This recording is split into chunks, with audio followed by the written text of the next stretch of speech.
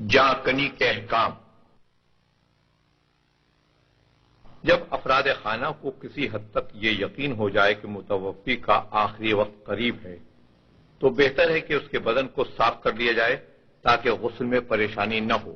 آخری لمحات میں مرنے والے شخص کے ہاتھ پاؤں سیدھے کر دیے جائیں، انگوٹھیاں، تعویذات، مصنوعی دانت اور دیگر اشیاء جسم سے الگ کر لی جائیں۔ متوفی کو پشت کے بل چت لٹا دیا جائے، تلوے قبلہ رخ ہوں۔ اصل مقصد ہے اس کے چہرے کا۔ یہ ضروری ہے کہ آخری وقت میں مردے کے ہاتھ پاؤں سیدھے کر لیے جائیں، کیونکہ اکثر اوقات غسل دینے میں بڑی تکلیف ہوتی ہے، کیونکہ بعض لوگ اپنی پریشانیوں کی وجہ سے مردے کے ہاتھ پاؤں سیدھے نہیں کرتے اور مردہ ٹھنڈا ہو جانے کے بعد میں اس کے اعضاء سیدھے نہیں ہوتے کہ غسل کے وقت اور دفن کے وقت پریشانیوں کا سامنا کرنا پڑتا ہے۔ مندرجہ بالا احکام کو انجام دینے کے لیے ورثہ سے اجازت لینا ضروری ہے۔ مرنے والے کے کان میں عقائد شریعہ، مثلا اللہ تعالی کی وحدانیت، رسول پاک صلی اللہ علیہ وسلم کی رسالت، ائمہ طاہرین کے اسماء کرامی، اصول دین اور فروع دین اس طرح دہرائے جائیں کہ مرنے والا سن سکے۔ بہتر ہے کہ آخری لمحات میں قرآن پاک کی تلاوت کی جائے۔ سورہ یاسین، سورۃ الاحزاب اور آیت الکرسی کی تلاوت بھی جانکنی کے وقت بہتر ہے۔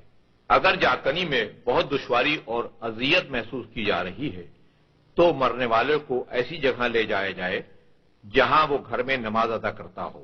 مرنے والے کو تنہا چھوڑنا یا کسی عورت کا جس پر کوئی غسل کرنا لازم ہو مردے کے پاس رہنے کی ممانعت ہے۔ بہتر ہے کہ لوگ مردے کو معاف کر دیں اور اگر ممکن ہو تو مرنے والے کو بھی خداوند کریم سے اپنے گناہوں کی معافی کے لیے آمادہ کریں۔ شیعہ عقائد کے مطابق مومن کے انتقال پر امام اول و امام آخر دیگر امامین کے ساتھ تشریف لاتے ہیں، لہذا ایسی مقدس ہستیوں کی تشریف آوری کو مد نظر رکھتے ہوئے عزت اور احترام اور شرعی احکام کی بجاوری کا خیال رکھا جائے۔ ٹونے اور ٹوٹکے کے لیے شدید ممانعت آئی ہے، بلکہ قرآن مجید میں ایسی چیزوں کے لیے لعنت آئی ہے۔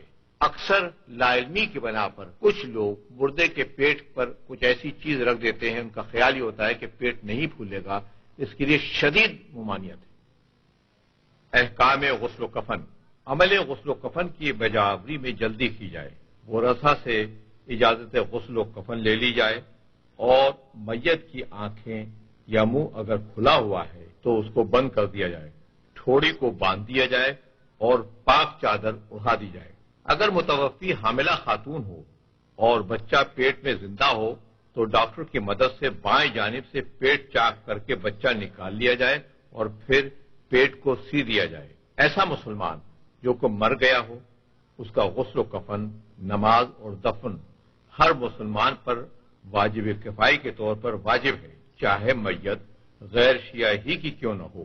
اگر کوئی اس عمل کو بجا لاتا ہے تو باقی حضرات کا ذمہ بری ہو جائے گا، ورنہ ہر وہ شخص جس کو اس کی موت کا علم ہے اس عمل کی بجاوری نہ ہونے کی صورت میں ذمہ دار ہوگا۔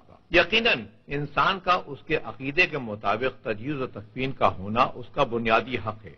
میت کو اس کے قریبی رشتہ داروں کا غسل دینا جنازے کی خوشنودی کا باعث ہوتا ہے۔ جنازے کو 3 قسم کے پانی یعنی آب بیری، آب کافور اور آب خالص سے غسل دینا واجب ہے، لیکن اگر بیری یا کافور میسر نہ ہو تو میت کو آب خالص سے غسل دیں، اور جس چیز کا میسر نہ ہونے کی صورت میں غسل دے رہے ہیں